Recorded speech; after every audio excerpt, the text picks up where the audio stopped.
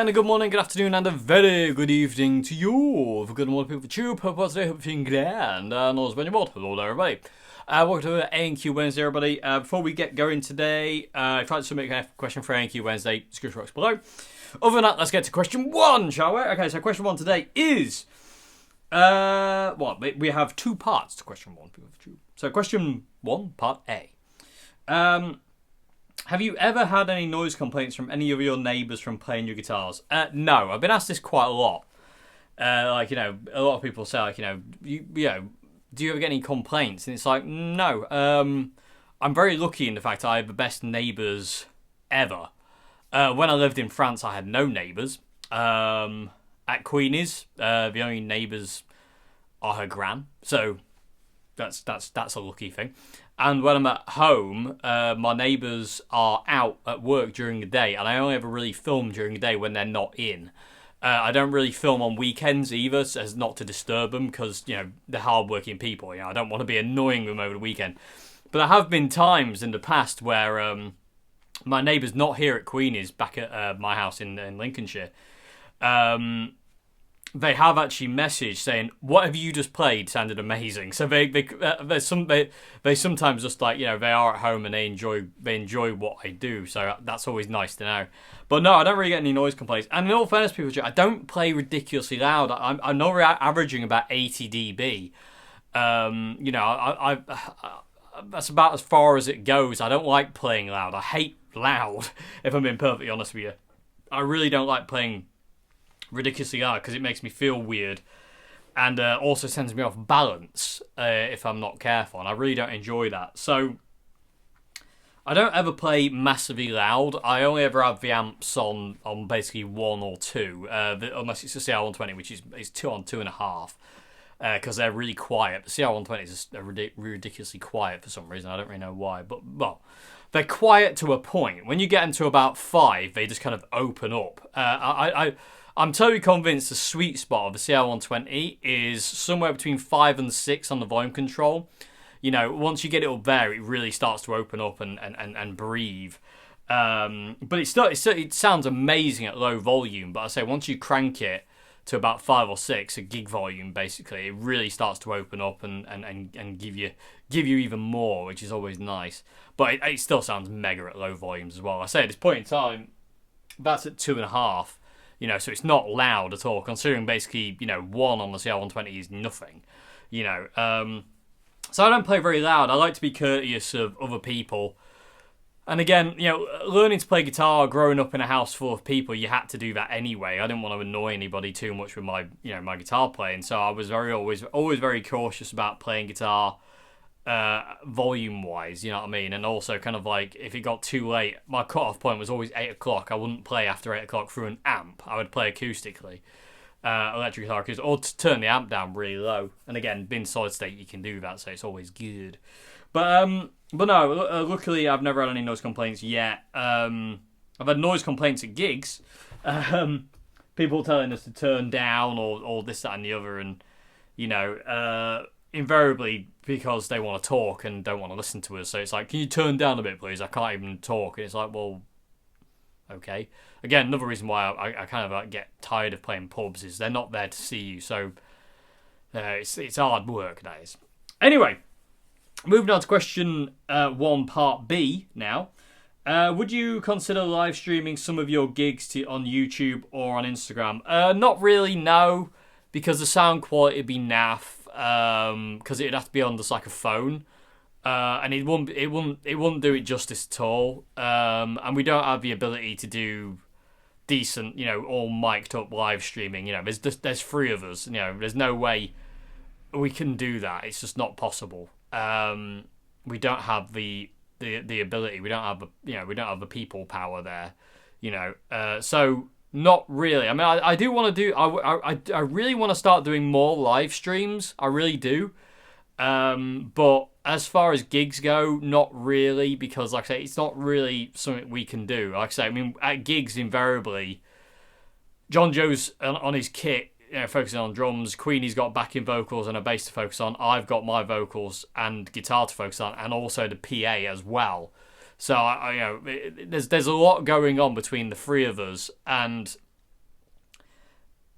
to add a live stream into that would just just make things even more confusing. And again, we wouldn't see your comments, because we would be playing, so we wouldn't be able to stop mid-song and reply to anybody. So it just kind of like it'd be difficult to do. Again, we don't have anybody who can do that for us. It's just us. It's just three of us, and we have to play. So at this point in time, no, that's not really a possibility. I mean, in the future, it'd be cool to do a live stream gig where it's all proper. But again, we've got to be able to afford that. B, find the people who can do it, and C, be in the right place to do that. If you know what I mean.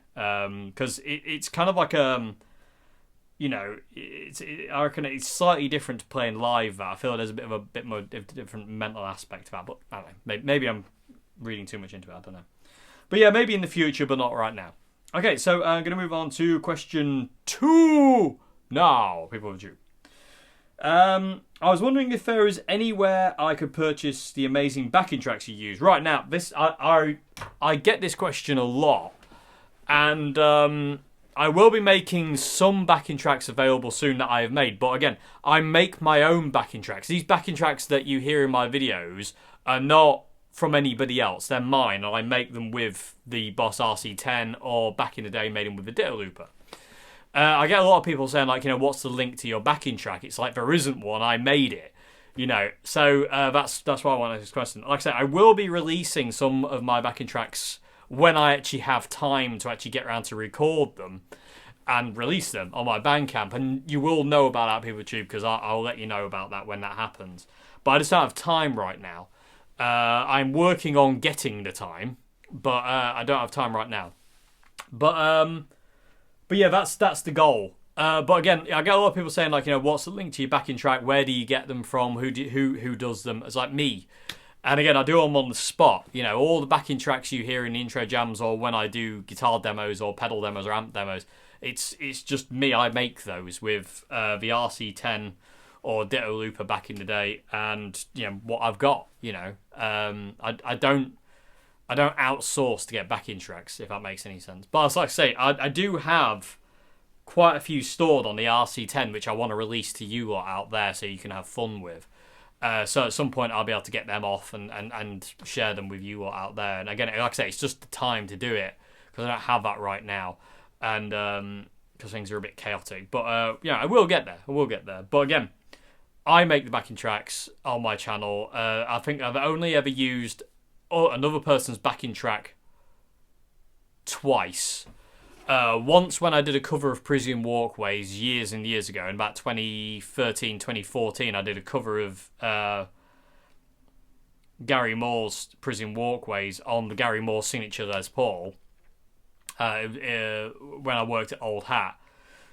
And I used a backing track for that wasn't mine. And also when I did the Nuex Mighty Plug Pro, the headphone amp, I used a backing track from that Elevated Guitar Tracks YouTube channel, which I do use quite a lot for in my own kind of private time. But when it comes down to backing tracks for this channel, I make them because I don't want any copyright issues or anything like that.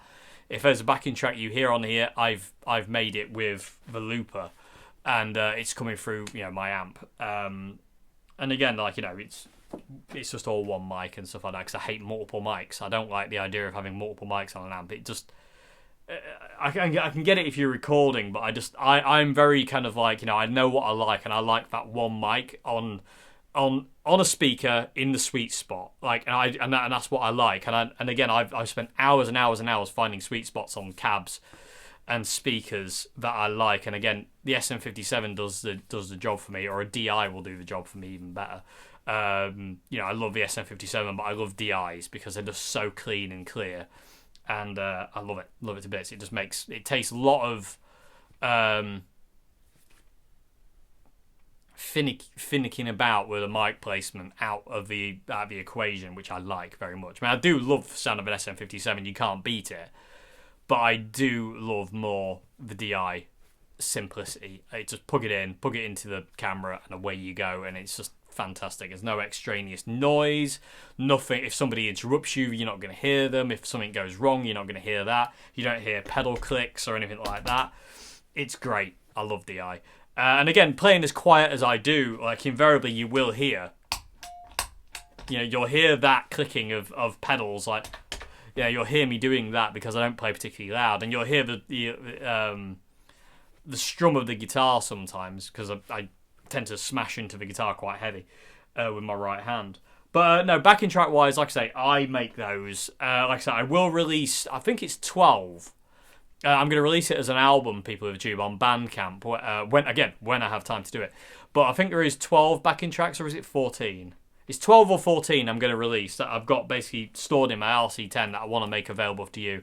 They'll all be 10 minutes long, so give you enough time to really stretch and kind of like get into it. Because I always feel like the first minute of like a jam track, you're kind of finding the way. Second minute of that jam track, you're kind of starting to figure out where you are, and by the third minute, you're in there, so to say. Sometimes you can just lock in straight away, but sometimes it takes a bit of time. But yeah, the backing tracks I use, they're mine. I make them. So, and again, it's just with what I've got. You don't need a lot. You really don't need a lot to make really awesome backing tracks and fun backing tracks for yourself as well. It's and I love doing it. It's one of my most favourite things to do is come up here or at home and go into the music room with a looper, just start playing whatever comes out, and then just kind of like express on it, and see where I can take it. Where can I take 4, 3, 2 simple chords with a solo? What can I express on it? Where can I elevate it to, if that makes any sense? It's difficult. It's really hard, but sometimes I do okay. Anyway. So I hope that's your question. I'm gonna move on to question 3 now. Question 3. That looks really weird in the LCD. That does. Anyway, fisheye lens, love it. Anyway, so I like question 3, people tube, and this one goes to you as well out there. So I want your answers for question 3 as well, people tube. So question 3 is: if you could take any guitar from any artist, which would you pick and why? So, people tube, that question goes to you as well. If you could, nab a guitar from any artist throughout history, which one would it be and why? What would you take? So, for me, it has to be John Frusciante's 1962 Fender Strat. I wouldn't want to nick it from him because I know it's his baby, but I would have to at least have it for a while and play it. Because that guitar is a life-changing guitar to me. Even more so than kind of like Rory Gallagher's 61 or Jimmy's 68 or even Pete Green's 59. Les Paul, where's my voice? The 62 Strat of John's, when I heard that for the first time doing Under the Bridge, it changed my life. It really did. It sounds almost silly and almost cliche to say, but honestly, it really did. It was crazy how much that's had such an influence on me, that the sound of that guitar. And again, the first album I learnt of the Chili Peppers front to back was By the Way, and John on that album predominantly used the 62. Can't Stop's the Telecaster apparently, and the Gretsch White Falcon appears on Tear, I believe. Is it Tear? The guitar solo is the Gretsch White Falcon. It's been so long since I've listened to that song. Tear. Yes, Tear. It's the Gretsch White Falcon is the guitar solo on that one. Yeah, it is. I'm just making sure in my head, people do. But yeah, so but that 62 Strat, it is very.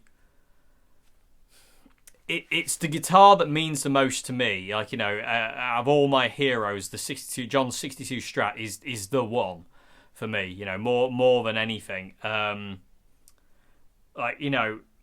again, I can imagine people who kind of who love other artists. Rory Gallagher, for instance, if his 61 Strat will mean what that 62 Strat means to me. Rory's 61 Strat means a lot to me as well. But John's 62, it really did change my life, and he did as well. Him attached to that guitar. And the music he makes with that guitar and the way he plays that thing have changed my life. They really have, and for the better. And I love it because of that. It's just, there's something magical in that. Even more than Slash's Gold Top Les Paul, which I immediately loved, and stuff like that. It's that's the one. That's the one. It'd be amazing to play that guitar. I do dream about that, people with tube. I dream about meeting John and playing the guitar. I mean, it's never going to happen, but that's what dreams are for, aren't they? We can actually kind of like live it almost, but it's always bittersweet because you always come back to reality. I remember when Rick Mail died, because Rick Mail was like my hero. Outside of music, Rick was my biggest hero. Well, one of them, should I say. Next to obviously people like Aid Edmondson as well, but because I grew up with them, and I grew up watching like Grimm's Tales with Rick and Bottom and the Young Ones and Filth Rich and Cat Flap and the New Statesman and the comic strip and stuff like that. And when Rick died, I had this dream, and it broke my heart, to be honest with you, PeopleTube. It really broke my heart, but in a kind of like nice way. Because I remember, like, I think I've spoken about this before, but like what happened was he was doing like this meet and greet thing in a pub, and I went down. It was me, my brother, my dad, and my sister, and we went down to meet him. And I got him to sign a few things for me, and he signed this bit of paper, and we were having a laugh, and he was just being hysterical, just like people say he was. That's exactly what he was in the dream. He was just Rick Mail, absolute genius, legendary human being. And I just remember, like, at one point, I don't know how it happened, but I ended up out the back of this pub in this like beer garden-y thing, and it was near a canal.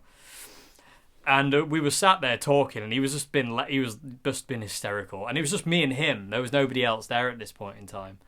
And it was just brilliant, and I was just loving it because I was like, this is my hero, and he's exactly everything that I would want him to be. And I get that impression of Rick. He was he's like Charlie was to me as well, like, the perfect hero. He's exactly what, people say, don't meet your heroes, and I think to a lot of people that's true. But Charlie was my hero, and he was perfect, and I get the impression Rick was as well. I think he would have been exactly what you'd have wanted him to be. He was that just by being Rick Mail. Anyway, back to the story, back to the dream, and I was holding on. I remember like just clinging on to this paper he signed like for dear life, and it was almost like I knew it was a dream. And I just remember at one point we were talking, and he just looked like that. He just looked like that, and he just did that, and he just said, "In it's sad, I'm not really here." And that line will haunt me forever, PeopleTube. It chokes me up, actually. It's really quite upsetting. Because it's like, yeah, it was. And I never got to meet him. I never got to... Because in this dream, I was able to tell him how much of an influence he had on me and how big of a deal he was to me. To which I think he had some kind of, like, hysterical remark, but I can't remember what it was. Yeah, it was horrible. And I remember just waking up and then realising it didn't happen. I didn't have the paper that he signed for me, and it didn't happen. But it did, kind of, in my dream. And the same thing happens with... I've dreamt about meeting John Frusciante forever, for 20 years. I've known about that man and loved his guitar playing and just, like, I've dreamt about it, and I've daydreamed about it, and what would you do if you met him, and what would you do if you got to play that guitar? And I'm not stupid, PeopleTube. I know it won't happen. John doesn't really do that kind of thing. He's not that kind of person. He's not like, I don't know. He's not like people like Joe Bonamassa who do meet and greets, or anybody else like who do that kind of thing, and they let you play their guitars and stuff like that. They don't really do that, the Chili Peppers. They're not really those kind of people. They kind of stay out of the way. So I'm not stupid. I know that's not going to happen. I know I'm not going to meet him, and it's not going to... I'm never going to play that guitar, and I'm never going to speak to him in person to be able to tell him, how much he means to me and how much like an influence he's had on me. And, it is what it is. We don't always get... And again, maybe that might be for the best. That might be the universe saying you might not want to meet him. He might be a bit difficult, and you might come away with more of a negative attitude than a positive. Because my friend Ian, who I've known forever, he said his idol growing up was Brian Robertson. Being a fellow Scotsman, Brian was Ian's hero. and he got to meet him, and he said he was just one of the most horrible people. He said he was just like, really, really, really disappointed in him because he was just a yob, basically. And I kind of get that impression that Brian was a bit of a difficult sponge to work with, really. There's a new phrase for you, difficult sponge, because you hear stories about him being really difficult and getting his hands smashed in on the day of the evening of their first US tour, and Gary Moore coming and saving the day, and again I felt really sorry for Ian that his hero was basically a knob to him, basically, and it's not really on. That is not on at all. If you're somebody's hero or idol, then you give them time of day, because at the end of the day they're the ones that put you where you are. Same as you people out there, you're the people, you're the reason this channel is anywhere near what it is. It's not me, it's you that make it. Same as what Noel Gallagher said about the Oasis. He said it's not anything he did, it's the fact that all those millions of people were on board with it, and that's what made it work. It isn't what he did. If he could play Live Forever for all he want for until eternity in his flat, but and no one could care. But the fact that people actually cared enough, it made it what it was, and that's totally. I get that totally. And again, this is why I'm so grateful to you out there, and I don't take any of you for granted. Unless you're a troll, in which case, doors over there, mate. I ain't got time for trolls. I'm here for the people who care, which is you watching right now. The majority of you watching. I'm sure there's someone out there, keyboard warrior, thinking, I don't like you, Dave, because I don't like your hair and the way you look. Yeah, this isn't a fashion channel. Anyway, I get that so many times. People choose I don't like the way you dress and I don't like the way you look. It's like, well, go and watch a fashion channel then, because this isn't about that. This is about music here. If you don't like music, then just get lost, because that's what this channel is. It's about music and about expression and about being honest and being real. And if you don't like any of those things, why don't you just sod off? I haven't got time for people like that, PeopleTube. I have time for you people who care, and you people who support me and back me and give me the ability to do what I do, because without you I wouldn't be able to do this. And basically, I never take it for granted. I am grateful every day I get to wake up and do this. And again, just thank you so much. I can't express that enough. I really can't. Anyway, I'm going to move on now, PeopleTube, I think we're on final question of the day, aren't we? I totally lost my track of where I am. So yeah, we are. We're on the final question of the day, PeopleTube. Question 4. So, question 4, then I'm going to get some dinner because I'm hungry. Okay, so question 4 today is... I noticed you have multiple rooms of awesome gear. My question is, do you have one room where you keep your absolute treasured or top shelf gear, or do you constantly rotate guitars, amps for new sounds? Yes, I constantly rotate.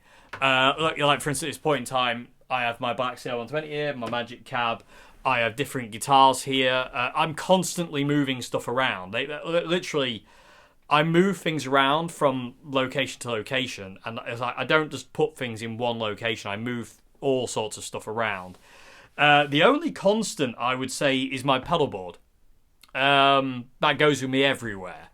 Other than that, I do change amps out every now and again. Invariably, I'm using the CL120 here now. I've been using the Super Crush at home. I've been using the Katanas at home. At different places, like my mum's house, my sister's house, whatever. I've got stuff all over PeopleTube. But no, I don't have one room where I just go, this is where my most treasured stuff is. It's just there's stuff everywhere. Things never stay in one place for very long. Because again, I like variety. It never used to be that way for a long time. For many, many years, PeopleTube, I just stuck with Mr. White, and Mr. White was the only guitar I played. Came with me everywhere. But after a period of time, I wanted to kind of have variety of sound and variety of guitar style and shape and stuff like that. So eventually it became a thing of right, well, I want this here, want that there. But then I was like, but I want that there now, so I'll swap that over. And then there's this here. So maybe if I put that there. And things just fluctuate. Yeah, things rotate constantly. I'm constantly shipping stuff from here to my house, to my mum's house, to my sister's house, you know, depending on where I'm going to be. I've even got guitars at my brother's house as well. So I've got stuff all over the place. Amps, guitars, pedals, you know, there's stuff all over the place. There really is. And again, it's because I like a variety of stuff, you know. And again, everything's different. Not a single one of my guitars is the same. You know, they're all different. They all inspire me in different ways, and they all have different voices. You know, some are very similar. Some are very, very, very, very different. And I love that. And I love how that feels to go, oh, I can't play that right now because I don't have it with me, but what else do I have? And invariably music will help you with that anyway. It guides you. So it's like, I want you to play this. I want you to play that. The intro jam today had to be the Gold Top. Had to be the Gold Top, you know. It was beamed to me. Funnily enough, last night, actually, I was told by music last night, intro jam for tomorrow's Q&A is the Gold Top Les Paul, the East Coast. I'm like, okay. Lo and behold, what comes out, that. You know, it's just right.